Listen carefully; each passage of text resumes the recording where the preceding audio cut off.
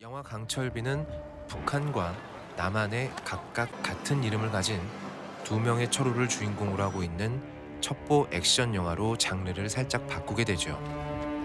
북한 사회에서 쿠데타를 일으키려고 하고 있는 사진 속의 인물들을 차례대로 암살하라는 지령을 받은 엄철우 요원은 이 임무 맞추면은 영웅 가족으로 대접하겠어. 첫 번째 임무를 성공적으로 완수하고 두 번째 임무를 위해 개성공단의 개소식 자리에 나타나 저격수의 자세를 취하는데 오라는 타겟은 안 오고 익숙한 뒤태가 등장합니다. 저 뒤태는 아마도 북한 1호겠죠. 북한 1호란 표현은 실제 우리가 뭐 국정원이라 이런 데 쓰는 표현인가요? 그렇죠. 우리도 이제 대통령님을 실제로 이제 일하시고 1호라고 1호차라 그러냐. 1호자 그렇죠. 또 1호라고 그래요? 실무를 하니까 실무자들은 실무자는 이제 1호. 1호라고 부르죠. 그런데 지령을 하달받는 전화기도 갑자기 먹통이 돼버리고 엄철우가 뭔가 싸늘한 기분을 느끼던 바로 그 시간에 남한에서는 난파된 북한 공작원들이 미군의 MLRS를 탈취해서 개성공단을 향해 미사일을 발사해버립니다. 개성공단의 하늘에선 집속탄의 강철 탄환이 비처럼 쏟아져 내리기 시작했습니다. 저게 스틸 레인인 거죠? 강철비. 쿠데타를 일으키려던 세력들이 선수를 쳐버린 거죠. 폭탄이 폭풍처럼 휩쓸고 지나간 자리에 북한의 군부대가 등장해서 민간인이고 뭐고 닥치는 대로 쏴 죽이는 대혼란 속에 얼떨결에 총에 맞은 북한 1호를 차에 싣고 자리를 빠져나오게 된 엄철우는 제 발로 북한으로 올라가 호랑이 아가리 속으로 뛰어드느니 미쳤습니까? 이쪽으로 가면 남조선 가는 거니까. 차라리 월남을 선택합니다. 근데 개성이 저렇게 가깝나요? 개성공단 마지막에서 여기까지 7km. 비행기. 일산까지 내려와서 문을 열고 있는 산부인과를 찾아가 의사 선생님께 총구를 들이대고 정중하게 치료를 부탁하던 엄철우는 부탁입니다. 자신에게 임무를 하달했던 북한의 권력자 리태안에게 계속 도움을 요청해보지만 어디선가 나타난 사람들은 한눈에 딱 보기에도 별로 구해주러 온 것 같지가 않습니다. 이 장면 진짜 긴장감이 대단했어요. 맞아요. 청와대 외교안보수석인 남한의 곽철우는 일산에서 북한 공작원들의 시체가 발견되고 괴상한 신고가 한 건 들어왔다는 보고를 받게 되는데요. 북한 대통령이 와 있어요. 근데 신고한 사람이 아무래도 전 부인의 친구 같은 느낌이 듭니다. 뭔가 싸늘한 느낌을 받은 곽철우는 숙정이 아줌마, 엄마 병원에. 직접 전 부인의 병원으로 찾아갔다가 엄철우와 운명 같은 만남을 갖게 되죠. 바로 그 시간 북한은 남한에 선전포고를 하게 되고 남한 정부는 계엄령을 선포하게 됩니다. 계엄령 발표 준비하세요. 남한 정부가 미국과 공조해서 북한이 핵을 발사하기 전에 먼저 핵 공격을 해서 전투 불능을 만들어 버리려던 찰나 북한 1호의 신분을 확보했다는 곽철우의 문자가 도착합니다. 전쟁이 터지기 전에 뭔가 협상해볼 여지가 생기게 된 거죠. 북한과의 협상회담 자리에 몰래 따라붙게 된 남북한의 양 철우들은 이번에도 뭔가 대단히 잘못되고 있다는 걸 깨닫습니다. 이 사람은 쿠데타 일으켰던 사람인데 전쟁하고 싶어서 쿠데타 일으켜놓고 평화회담 자리에는 왜 나온 거죠? 두 명의 철우와 영화를 보는 관객들은 뭔가 이상하다는 느낌을 받게 됩니다. 미사일 암호 발생장 증거. 이거 첩보 영화에서 자주 나오는 반전이죠. 처음에 주인공에게 일을 시킨 사람이 만악의 근원이라는 거 말입니다. 바로 이 양반이 북한의 군사력을 장악하고 쿠데타를 일으켰으며 한시라도 빨리 핵을 쏴보고 싶어서 근질근질해하는 인물이었던 겁니다. 강경파. 발사 준비하라. 남한은 또 남한대로 난리가 났습니다. 임기가 얼마 남지 않은 현 대통령은 이 기회에 북한을 싹 쓸어버리고 완전히 무력화시키자고 주장하고 있고 이 기회를 놓치면 우리 대한민국의 죄를 짓는 거야. 이제 곧 임기를 시작하게 될 당선인은 전쟁을 하게 되면 또다시 공멸의 길로 가게 되는 거라며 열심히 뜯어말리고 있죠. 이게 눈으로라도 통일 봐봐. 그러나 아직 임기가 남아있는 현 대통령은 충고를 무시하고 그냥 강행해버리고 모든 책임은 제가 집니다. 한반도는 정말로 핵전쟁이 벌어질 일촉즉발의 위기 상황으로 치닫습니다.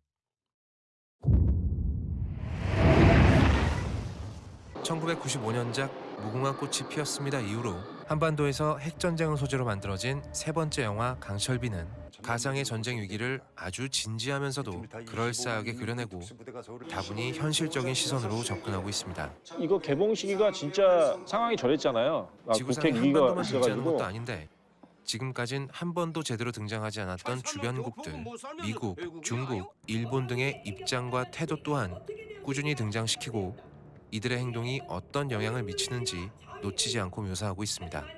대통령과 당선인의 언쟁을 통해서 북한을 때려 부셔야 하는 적으로 볼 것인가, 평화를 위해 손을 잡아야 하는 외교의 대상으로 볼 것인가에 대한 진지한 고민 또한 놓치지 않고 묘사하고 있죠.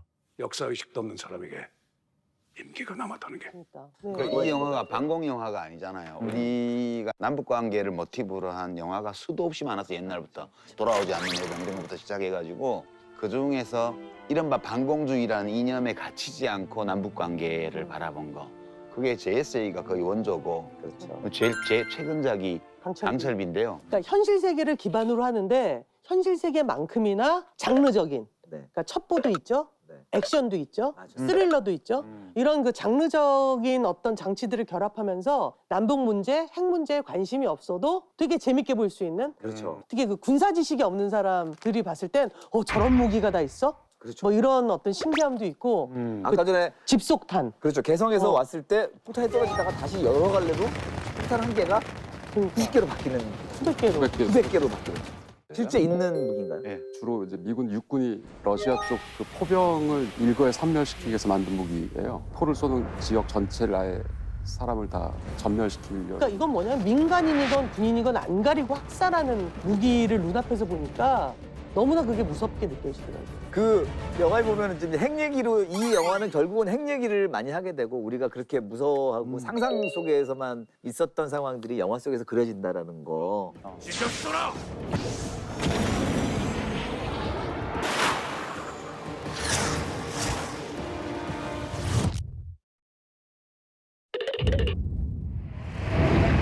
그러니까 지금 남북 정상회담 또 북미 정상회담으로 이어지는 이 국면에서 북한 핵에 대해서 그동안에 서로 충돌했던 견해에 대해서 한번 평가해 볼 기회가 되는 것 같아요.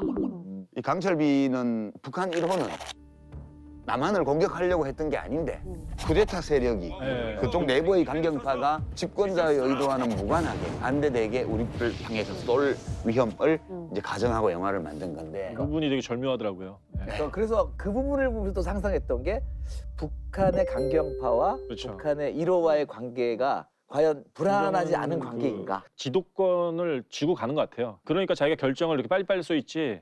트럼프 대통령도 지금 보조를 맞춰주고 있는 거죠, 지금? 보조를 맞춰주는 게 아니고 아니, 모조를 맞추는 게 아니에요. 트럼프 대통령이 주인공이에요. 주인공인가요? 아, 미국 그렇죠. 1호가 주인공인 영화. 지금 진행 본인도 얻어가는 게 엄청 많은 거죠. 노벨 평화상을 받도록 해줘야 이 과정이 담보가 될 것 같아요. 영화를 만들 때 이제 저는 생각한 게 저희가 이제 작년만 하더라도 오로지 전 세계가 두 사람의 입만 봤잖아요. 김정은 위원장하고 트럼프 대통령 두 분의 얘기만 봤는데 영화에서는 아예 그걸 빼본 거죠. 미국 대통령도 안 나오고 이론은 혼수 상태고 네. 오히려 그러면 이제 우리 대통령과 당선인 얘기를 할 수 있고 그래서 핵 선제 공격을 강행하겠다는 겁니까? 그럼 당선인은 5천만 국민의 생명을 담보로 확률 50%짜리 도박을 하겠다는 겁니까? 전쟁 비용과 북한 재건 비용은 둘째 문제로 칩시다. 핵폭하면은 북한 동포들이 자기들한테 핵을 쏜 우리를 동포로 인정하겠습니까? 이 영화는 그리고 구도가 되게 재밌는 것 같아요. 이를테면 정권 교체기. 그래서 두 명의 대통령. 근데 아마도 그 당이 되게 다른 것 같아 보이는 두 개의 당이 있고. 보수당에서 예, 진보당으로 예. 넘어가는. 거기에 미국이라는 존재. 그렇죠. 예. 그 미 국무부 장관의 대사 고얘기 있잖아요. 300,000 casualties at best, which can easily escalate to roughly 2.5 million. 실제로 이제 거기서 미 국무장관이 하셨던 말씀은 제가 창작한 건 아니고 인용한 겁니다. 정말요? 인용한 거예요. 그러니까 어떤 걸 인용했냐면 1994년도에 1차 북핵위기 때 전쟁이 날 뻔했어요. 그 당시 사성 장군이셨던 이제 게리럭 주한미군 사령관이 클린턴한테 직접 메일을 쓴 모양이에요. 네. 그 메일 내용입니다. 저 내용이. 그러니까 이제 클린턴 대통령이 예상되는 피해 규모. 예. 시뮬레이션을 돌려보니 전쟁에만 1조 달러. 내일 제가 좀 늘렸습니다. 야, 제가 늘린 거 인플레가 있어요. 인플레가 있어요. 예, 예. 저는 좀 되게 인상적이었던 게 그 폐교회인가요? 거기 땅굴이라는 설정을 하신 거하고 아 저런 데서 진짜 나오나? 그걸 어떤 보증을 바탕으로 하신 거예요? 왜냐면 땅굴이라는 게 어찌됐든 군사용이기 때문에 반드시 도로랑 굉장히 가까워야 되고 그런 부분들이 있어서 그런 데를 좀 찾았죠. 저는 그걸 보면서 이 북한이 핵무기를 우리에게 쓰는 경우에 그 어떤 식으로 진행되는지에 대해서 굉장히 중요한 정보를 그 영화가 제공했다고. 네네. 그 디테일이 장난 아니었어요. 그럼요. 그러니까 그 EMP탄이라 그러나요? 네.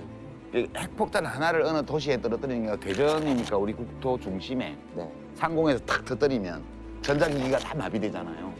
그럼 한국군의 첨단 미국 무기나 사온 거 이런 게 다 무력화되니까 재래전으로 가는데 그게 옛날처럼 탱크를 몰고 휴전선을 넘어서 오는 게 아니고 땅굴로 들어와서 친다는 거거든요. 저는 그거 보면서 어디로 가나 이게 결말이.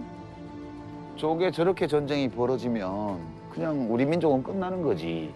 저런 식으로 벌어지면. 진짜 극단적인 상황을 저희가 한번 경험을 한 거죠. 강철비를 통해서. 저 내용도 이제 제가 이제 그냥 막 창작한 건 아니고 미군이 강군인 이유는 이제 훈련을 많이 하고 뭐 장비가 뭐 무섭다 이런 것도 있지만 맨날 상상하거든요. 저쪽이랑 우리랑 어떻게 싸울까? 그래서 미군이 이제 수없이 많은 시뮬레이션 돌려본 결과 한미연합군이 이제 북한에게 질 리는 없다. 유일하게 단 한 케이스가 저 영화에 나온 케이스입니다. 그럼 이제 ICBM에 싣고 미주리즈쯤 정도 미국의 한가운데에서 전리층 정도에서 터질 경우에 전 미국이 전기 전자통신장비가 타버리거든요.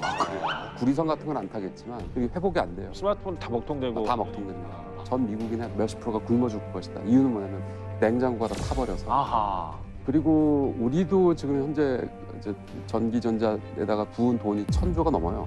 몇 천조 되거든요. 다시 원시 시대로 그냥 다 그냥 돌려버리는 거예요. 저는 이 영화 보면서 머릿속으로 약간 딴 생각을 하게 되는 게 그럼 난 저럴 때 되면 아이한테 어떻게 연락해야 될까? 애들 학교에서 데리고 와야 될까? 저는 그런 생각을 좀 했거든요. 국수집 사장님이 네. 얘기했잖아요. 네, 뭐라 그랬죠? 이모님 피난 안 가세요? 아이고 전쟁 나면 뭐 조선천지 안전한 데가 어디가 다 있고. 피난 갈 데가 없어요, 우리. 그렇죠. 그냥 어쩌지? 할 게 별로 없더라고요. 우리가 남북 정상회담에서 뭐 북한 핵의 완전한 폐기와 한반도의 비핵화 이런 것들 다 이제 북미 정상회담까지 이어지면서 합의가 될 텐데 그러니까 이 시나리오로 안 가고 제일 바람직한 방향으로 지금 가는 거거든요. 우리는 사실은 이 영화가 만들어지던 시대와 너무나 다른 시대를 살고 있는 거거든요. 몇 년 안 지났는데. 몇 년 안 지났지만 맞아요. 지금 종전, 평화. 바로 어제. 야 그럼 군대 안 가도 돼? 뭐 이런 말도 나올 정도로. 사실 그게 현실에 반했어.